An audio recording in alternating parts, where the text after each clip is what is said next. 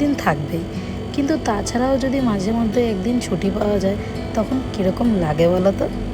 এরকম একটা ছুটি আজ আমিও পেয়ে গেছিলাম, যার জন্য ভাবলাম সময়টা নষ্ট না করে একটু ঘুরে আসা যাক। যেরকম ভাবনা সেরকম কাজ, রেডি টেডি হয়ে বিকেলবেলা বেরিয়ে পড়লাম ঘুরতে যাওয়ার জন্য। আর জানো তো, মাঝে মাঝে ঘুরতে যাওয়ার আগে আমি জিতকে জিজ্ঞাসা করি যে আমি কোন ড্রেস পরবো। ড্রেস ও যদি একটা সিলেক্ট করে দেয় তারপরে আমি আরেকটা সিলেক্ট করি, কারণ ওটা আমার ভালো লাগে না। আজকেও সেরকমই হয়েছে, নিজে একটা চয়েস করার পরে আবার ভালো লাগেনি বলে অন্য একটা ড্রেস পরে নিয়েছি। এবার ওকে কে বোঝাবে যে আমি নিজেই ঠিকভাবে ডিসাইড করতে পারি না যে আমি কী পরবো। লাস্ট মোমেন্টে আমার যেটা ভালো লাগে আমি সেটা পরেই চলে আসি। এখনও যে আমরা বেরিয়েছি, আমাদের কোনো ঠিক ছিল না যে আমরা কোথায় যাব। তারপরে আমরা সিলেক্ট করলাম আমরা গোবরডাঙ্গা জামদানিতে যাব।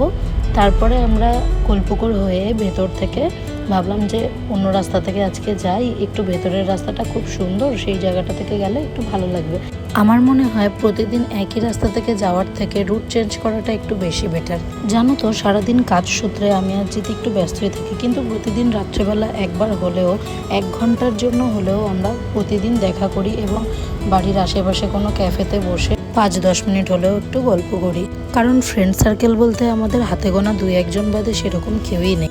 কারণ দিনের শেষে আমি মনে করি স্ট্রেস ক্লিয়ার করা খুবই দরকার। জানো, আমরা যে ক্যাফেটাতে যাচ্ছি সেই ক্যাফেটার লোকেশনটা খুবই সুন্দর। দেখো কত সুন্দর ট্রেনটাকে দেখা যাচ্ছে। জিতকে বললাম প্রথম থেকে ভিডিওটা করতে, কিন্তু ও ফোনে এতটাই ব্যস্ত ছিল ভিডিও করতে পারেনি। আর এখানে আমি এসে কিছুই আমার খেতে ইচ্ছে করছিল না, যেহেতু আমরা দুপুর বেরিয়ে বিকেলের মধ্যে এখানে এসে পৌঁছেছি। আর আমি এত গরমের মধ্যে জাস্ট একটা ফ্রুটি নিয়েছিলাম। আর এদিকে জিত আমাকে বলছে এতটা দূর তুই আমাকে নিয়ে আসলি জাস্ট একটা ফ্রুটি খাওয়ার জন্য। আমি বললাম আরে দাঁড়া, এখান থেকে বেরিয়ে আমরা হাবড়ায় গিয়ে কোনো কিছু একটা খাবো। তারপর আমার ওখানে বেশিক্ষণ বসে থেকে ভালো না লাগায় আমি ওখান থেকে বেরিয়ে এসে, এবং জিৎ আমাকে সবসময় একটা কথা জিজ্ঞাসা করে যে তুই যখন একটা দূরে কোনো ক্যাফেতে যাবি অ্যাটলিস্ট কিছুটা সময় তো বসবি, তুই না বসে কেন চলে আসিস। সত্যি কথা বলতে কোনো ক্যাফেতে বসে থাকার থেকে আমার ঘোরাটাকে বেশি ইম্পর্ট্যান্ট মনে হয়। কোনো জায়গায় বাইকে করে ঘোরা আমার খুব পছন্দের।